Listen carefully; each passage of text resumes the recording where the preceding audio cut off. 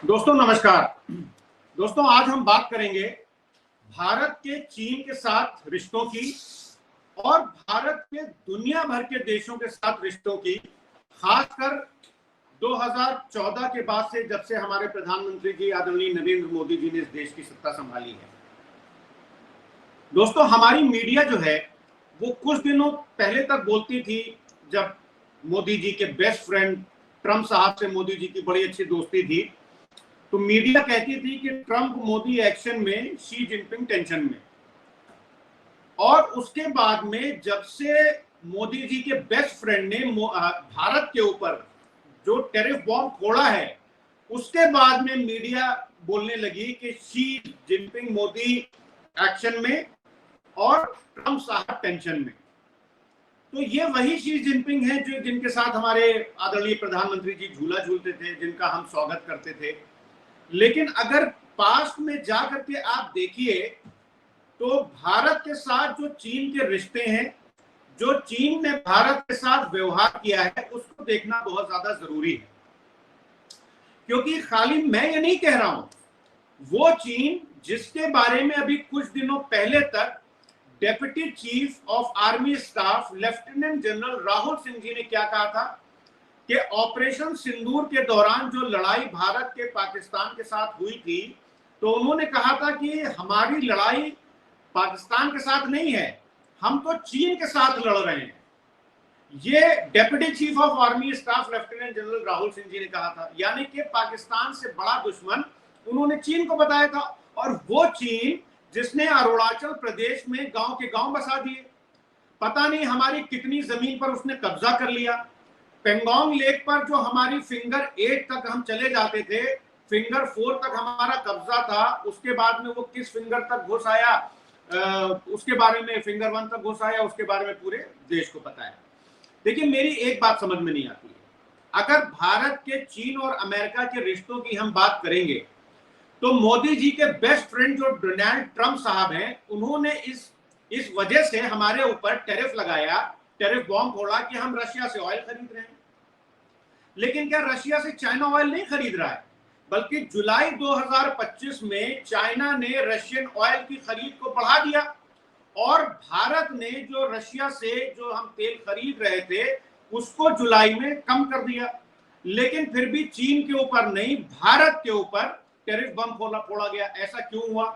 और आयरनी देखिए कि जब ट्रंप साहब हमारी इकोनॉमी को कमजोर करते हैं, हमको ग्लोबल फॉर्मेट पर बार बार ये बोलते हैं कि उन्होंने जो है सीज फायर करा दिया, सीज फायर करा दिया, तो ट्रंप साहब के साथ इतनी हमदर्दी क्यों है कि कॉटन इंपोर्ट को, जो कि 31 दिसंबर कॉटन इंपोर्ट पर जो ड्यूटी फ्री कर दिया मोदी साहब ने 31 दिसंबर 2025, ऐसा प्राइम मिनिस्टर साहब क्यों कर रहे हैं? एक तरफ तो हमारे ऊपर 50% टैरिफ लगेगा और जो 11% इंपोर्ट ड्यूटी कॉटन पर थी उसको हम सस्पेंड कर देते हैं। ये एक तरफा मोहब्बत क्यों है ट्रंप साहब के साथ, ये हमको सोचना पड़ेगा। हम ये देखते हैं कि ये मामला सिर्फ जो है वो ट्रंप साहब के टैरिफ का नहीं है, बल्कि प्रॉब्लम उससे बड़ी है। एक शेर है ना कि जिसमें कहा गया है कि तू इधर उधर की ना बात कर, ये बता के काफिला क्यों लुटा। मैं बताऊं कि काफिला क्यों लुटा? तेरा राहजनों से था वास्ता, मुझे राहजनों से गिला नहीं, तेरी रहबरी का सवाल है। आपने नमस्ते ट्रंप किया, जनता ने आपको सर पर बिठाया। हाउडी मोदी हुआ, पूरे देश को गर्व हुआ, हालांकि एक सेल्फ मार्केटिंग थी, उससे ज्यादा कुछ नहीं था। कभी अब की बार ट्रंप सरकार के नारे गूंजे तो कभी बोंजो मोदी हुआ, तो कभी बंद रोशनी में प्राइम मिनिस्टर साहब स्टेडियम में एंटर करते हैं और पूरा स्टेडियम खड़ा होकर के उनका स्वागत करता है, तो देश को लगता है कि ग्लोबल फॉर्मेट पर प्राइम मिनिस्टर साहब जो है अच्छे रिश्ते बना रहे हैं ताकि हमारा ट्रेड में आसानी हो, तमाम चीजों में आसानी हो। अब देखिए प्रॉब्लम क्या है। प्रॉब्लम यह है कि इंडिया की जो यूएस के साथ रिलेशनशिप है पिछले 11 सालों से, मोदी साहब के जो बेस्ट फ्रेंड है, उसके अलावा अगर हम चाइना के साथ भी अगर हम अपने डिप्लोमेटिक रिलेशंस को रीसेट कर रहे हैं तो हमको ये देखना पड़ेगा कि भारत और चाइना के बीच में पिछले 6-7 महीनों से जो हो रहा है, दैट लुक्स ल्यूक्रेटिव, कि सैनिकों को वापस बुलाया गया, संबंधों में सुधार हो रहे हैं, उड़ानें फिर से शुरू हो रही हैं, व्यापार में हलचल हो रही है, प्राइम मिनिस्टर साहब शी जिनपिंग के साथ मुस्कुरा रहे हैं। But beneath the ribbon cutting optics lies a potential reset that drives India's leverage downward. मतलब ये हुआ कि इस दिखावे के पीछे एक संभावित बदलाव छुपा है जो भारत की स्थिति को नीचे की ओर खींचता है। अब जो टिएनजिन में की जो समिट हुई थी उसकी पृष्ठभूमि में इंडिया और चाइना के बारे में हर एक प्लेजेंट क्लेम्स फैक्ट्स के संपर्क में आते ही क्यों ध्वस्त हो जाते हैं। The first and the loudest claim of a reset is that border is stable again. After years of tension following Galwan in 2020, अधिकारियों का कहना है कि पेंगोंग सो, गोगरा और हॉट स्प्रिंग्स में सैनिकों की वापसी पूरी हो गई। डेप्सांग और डेमचौक पर समझौतों का सफलता के रूप में प्रचारित किया जा रहा है। अगस्त 2025 में, यानी कि जो अभी पिछला महीना गया है, नेताओं ने एलएसी पर शांति और सौहार्द की गंभीरता पूर्वक पुष्टि की है। लेकिन अगर बयानबाजी से पर्दा हटाएं तो सच्चाई बिल्कुल क्रिस्टल क्लियर हो जाती है। भारत ने जो एक्सेप्ट किया है वो बफर जोन है, यानी वो गश्ती क्षेत्र नहीं है जहां हम कभी आजादी से गश्त किया करते हैं। As per the article published in Indian Express on 2 September 2025, यानी कि 2 सितंबर 2025 को इंडियन एक्सप्रेस अखबार में एक आर्टिकल पब्लिश होता है। उसके हिसाब से दशकों तक हमारी कथित एलएसी पर जाने वाली भारतीय गश्त अब रुक गई है। जो गश्त कभी एक तरफा होती थी वो अब चीन की सहमति के साथ कोऑर्डिनेट होती है। और सबसे ज्यादा तकलीफदेह बात तो यह है कि इससे पहले हमको सूचना देनी होती है, यानी कि the status quo ante has not been restored, मतलब यथा स्थिति अभी तक बहाल नहीं हुई है। अब अगर हम बात पीएलए की करते हैं, इस बीच पीपल्स लिबरेशन आर्मी ने अपनी स्थिति काफी मजबूत कर ली है। इसने तिब्बतन प्लेटो पर डुअल यूज वाले गांव, हेलीपोर्ट, सभी मौसमों में काम आने वाली सड़कें और मजबूत रनवे बनाए हैं। होटन और नागरी स्थित सैन्य ठिकानों का विस्तार हुआ है, जिससे सेना का मोबिलाइजेशन टाइम बहुत ही नाटकीय रूप से कम हो गया है। So I would say this is not a de-escalation. What we are witnessing is strategic shrinkage dressed up as stability. मतलब ये डी-एस्केलेशन नहीं है, बल्कि हम जो देख रहे हैं वो स्थिरता के नाम पर एक राजनीतिक सिकुड़न है। The second plank of the recent reset, जो हमारी बात हो रही है चाइना से या जो हम बड़ी गुडी गुडी हो रहे हैं शी जिनपिंग के साथ, उसको अगर हम इकोनॉमिक्स के उससे देखेंगे तो डायरेक्ट फ्लाइट्स भी रिज्यूम हो रही हैं अब 5 साल के बाद से। चीनी नागरिकों के लिए इंडियन वीजा फिर से इशू किए जा रहे हैं। And Beijing has lifted certain export restrictions on rare earth fertilisers. Financial year 2024 और 2025 में बायलैटरल ट्रेड बढ़कर लगभग $132 बिलियन हो गया है। अब yet these developments only underline the asymmetry. अब ये ऐसा मैं क्यों कह रहा हूं? देखिए, चाइना के साथ भारत का जो ट्रेड डेफिसिट है वो रिकॉर्ड स्तर पर लगभग $100 बिलियन के पार हो गया है। दूसरी तरफ जो हमारा ट्रेड सरप्लस यूएस के साथ था वो बहुत हद तक के चाइना के ट्रेड डेफिसिट को ओवरकम कर देता था। अब अगर हम कुछ क्रिटिकल सेक्टर्स की बात करें, जैसे फार्मास्यूटिकल सेक्टर है, इलेक्ट्रॉनिक्स है, सोलर मॉड्यूल्स हैं, इनमें से Indian supply chains dangerously exposed हैं। Nearly 70% of the bulk drug ingredients are still sourced from China.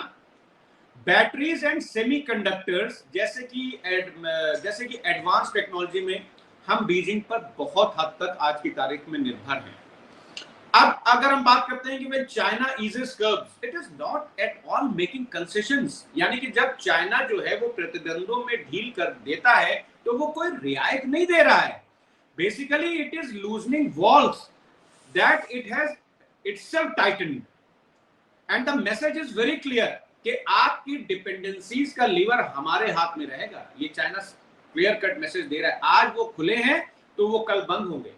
दरअसल जो अगर हम बात करें स्पेशल फर्टिलाइजर्स हैं जैसे, तो उसके ऊपर तो नए प्रतिबंध हमारे लिए पहले से ही तैयार हैं और उसका इंतजार हो रहा है। मुझे लगता है कि अक्टूबर में लग जाएंगे। And the third argument for the reset is political symbolism. After 7 years of freeze, प्रधानमंत्री नरेंद्र मोदी जी और राष्ट्रपति शी जिनपिंग ने केंजिन में मुलाकात की। बहुत अच्छी बात है, करना भी चाहिए, क्योंकि हमको राष्ट्रवाद और राष्ट्रहित में डिफरेंशिएट करना पड़ेगा। और भारत और चीन को प्रतिद्वंदी नहीं बल्कि साझेदार घोषित किया गया प्राइम मिनिस्टर द्वारा। और उन्होंने आपसी सम्मान, विश्वास और संवेदनशीलता की बात की। रशिया, इंडिया एंड चाइना का जो ट्राइलेटरल फॉर्मेट है that has been reviewed. BRICS और एससीओ को नए सहयोग के प्रमाण के रूप में प्रस्तुत किया जा रहा है। But slogans do not demilitarise runways. ये बहुत अच्छा एक फ्रेज है जो मैंने किसी अखबार में पढ़ा था। जहां नेता लोग कैमरे के लिए मुस्कुरा रहे थे, वहीं सैटेलाइट इमेजनरी से ये पता चलता है कि तिब्बत में पीएलए के अड्डे मजबूत रसद केंद्रों और नए हेलीपैडों के साथ और मजबूत हो रहे हैं। इंडियन ओशन में चीनी पनडुब्बियों की घुसपैठ जारी है। इस्लामाबाद में चीनी हथियारों की आपूर्ति पाकिस्तान की सैन्य बढ़त को और गहरा कर रही है। यूएन में बीजिंग भारत के काउंटर टेररिज्म की पहल को अवरुद्ध या कमजोर कर रहा है। This is a very important point. And for India the danger is reputational. हमारी एक ग्लोबल फॉर्मेट पर भारत की हमेशा से एक रेप्यूटेशन रही है। दुनिया भर के देश, चाहे वो वॉशिंगटन हो, टोक्यो हो, कैनबरा हो, ब्रुसेल्स हो या कोई भी देश हो, our credibility with the partners, हमारी जो क्रेडिबिलिटी है वो इस धारणा पर टिकी है कि हम बीजिंग के लोकतांत्रिक प्रतिपक्ष हैं। चीन के साथ साझेदारी की घोषणा करके हम इस आधार को धुंधला करते हैं, सहयोगी विश्वास को कमजोर कर देते हैं और अपनी बार्गेनिंग पावर को डाइल्यूट करते हैं। And the defenders of the reset and with a modest claim, यानी कि जो अभी भारत और चीन के साथ हो रहा है उस रीसेट को, यानी कि उस बदलाव को जो लोग डिफेंड कर रहे हैं वो एक क्लेम करते हैं। वो कहते हैं कि ये बेसिकली एक झुकाव नहीं बल्कि इंक्रीमेंटल कॉन्फिडेंस बिल्डिंग है। लेकिन कॉन्फिडेंस बिल्डिंग तभी रियल होती है जब ये विरोधी की जबरदस्ती करने की क्षमता के इरादे को कम करती है। हियर नाइदर है चेंज, यहां पर अब कुछ भी चेंज नहीं हुआ है। मतलब पीएलए का जो बुनियादी ढांचे की अगर हम बात करें तो वो मजबूत हुआ है, सिकुड़ा नहीं है। भारत की डिपेंडेंसीज बढ़ी हैं, कम नहीं हुई हैं। पाकिस्तान के साथ चीनी जो संबंध हैं वो घनिष्ठ हैं, कम नहीं हुए हैं। बीजिंग की इंडो पैसिफिक एम्बिशंस विस्तारवादी बनी हुई हैं, संयमित बिल्कुल नहीं है। व्यवहार में ये जो रीसेट है ये बीजिंग को ये एक समय प्रदान करता है टू कंसोलिडेट गेन्स, बुनियादी ढांचे को मजबूत करने और हमारी निर्भरता को गहरा करने का। अब देखिए कि जो टैक्टिकल फ्लॉज हैं उनके परे एक गहरा खतरा भी छिपा हुआ है। नेशनल एमनीजिया रीसेट के नैरेटिव को अपनाकर भारत गलवान की स्मृति को मिटाने का जोखिम उठा रहा है। जहां 2020 में हमारे वीर 20 सैनिक शहीद हुए थे, ये बलिदान बफर जोन और नारों के लिए नहीं था। हमारे सैनिकों ने जो बलिदान दिया था वो देश की संप्रभुता के लिए दिया था। इतिहास गवाह है कि अग्रेशन अनपनिश्ड इज अग्रेशन रिपीटेड। मैं फिर से बोल रहा हूं, इतिहास गवाह है कि अग्रेशन अनपनिश्ड इज अग्रेशन रिपीटेड। अगर बीजिंग ये मान लेता है कि भारत शिखर सम्मेलनों और व्यापार के बदले में मामूली नुकसान स्वीकार कर लेगा तो अगला संकट इस पर नहीं बल्कि इस पर निर्भर करेगा कि ये कब आएगा और इस पर हमको ज्यादा नुकसान हो सकता है। गलवान हमारी चीनी नीति का एक आधार मेरे हिसाब से बना रहना चाहिए। हमारे जो सैनिक हैं उनकी शहादत को हमको याद करना चाहिए। अब आप देखिए कि अगर हम ये बोलते हैं कि जो भी ये बदलाव हो रहा है इंडो चाइना रिलेशनशिप में, so rejecting that reset does not mean rejecting the dialogue. Dialogue होना चाहिए, क्योंकि जो भारत की और चीन की जो भौगोलिक स्थिति है वो इस बात को सुनिश्चित करती है कि भारत को चीन के साथ बातचीत करनी रहनी चाहिए, but engagement must be transactional, conditional and paired with capability building. Bharat को खुफिया जानकारी, निगरानी, ऑल वेदर लॉजिस्टिक्स और डिनायल कैपेबिलिटीज में निवेश करना चाहिए। हमको ये एक स्पष्ट संदेश देना चाहिए कि बातचीत का स्वागत है, बट प्रिपेयर्डनेस इज परमानेंट। हमारी प्रिपेयर्डनेस जो है वो रहनी चाहिए। अब मैं आपको एक और चीज बता रहा हूं कि जो हमारे थोड़ी सी पुरानी बात हो गई है, 7-8 महीने पुरानी बात हो गई कि हमारे जो एक्सटर्नल अफेयर्स मिनिस्टर हैं उन्होंने क्या कहा था। उन्होंने कहा था कि India's economic relationship with China has been lacking balance. ये मैं तो बोल नहीं रहा हूं, ये तो एस जयशंकर साहब ने कहा था। और आगे वो बोलते हैं कि as Indian goods do not have the same market access in China but Chinese products enjoy in India. और एस जयशंकर जी ने खुद अपनी global centre for security policy के भाषण में जो कि जेनेवा में हुआ था वो कहते हैं कि we don't have the same market access in China.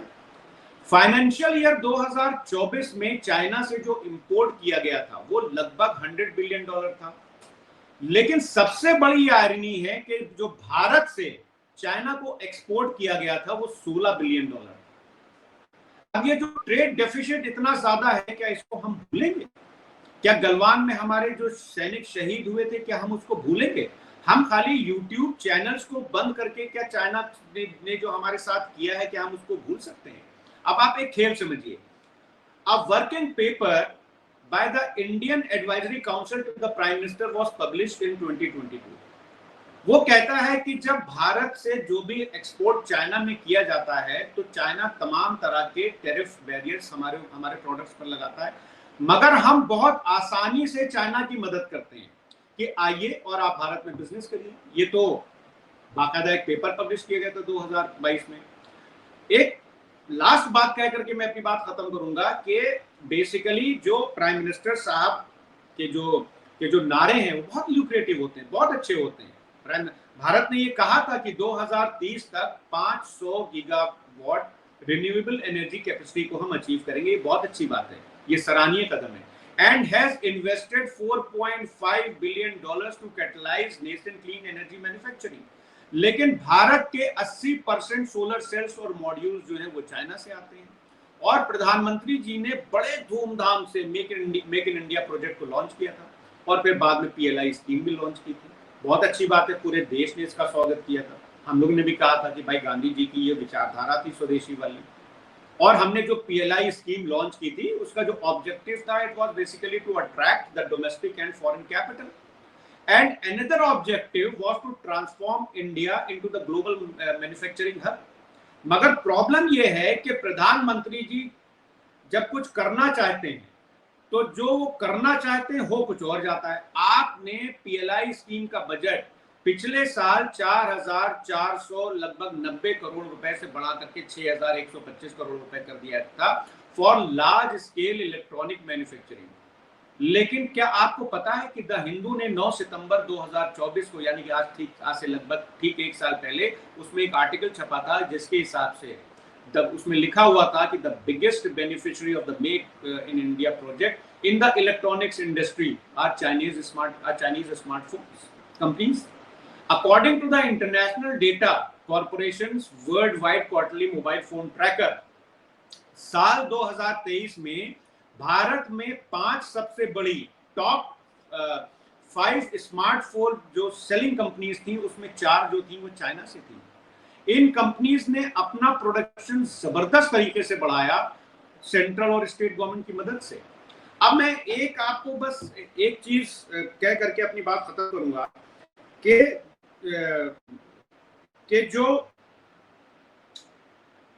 The Hindu में 30 जुलाई 2024 को एक खबर छपती है और उसकी 4-5 लाइनें मैं आपको पढ़ के सुनाता हूं कि China has completed and operationalised a bridge about 400 metres connecting the north and south banks of Pangong lake that allows it to significantly cut the time needed to mobilize troops and equipment according to the new satellite images. तो कहने का मतलब ये है कि दुनिया भर के देश के जितने बड़े अखबार हैं वो बार बार इस बात पर हमको चेतावनी दे रहे हैं कि चाइना की विस्तारवादी नीति, बिजनेस में अगर हम बात करें तो चाइना सिर्फ अपना फायदा देख रहा है, और हम इस बार देश ये बर्दाश्त नहीं करेगा कि हमारे प्राइम मिनिस्टर साहब चाइना के प्रीमियर के साथ झूला झूलें और चाइना और इंडिया के बीच में ट्रेड डेफिसिट बढ़ता रहे। बहुत बहुत धन्यवाद, नमस्कार।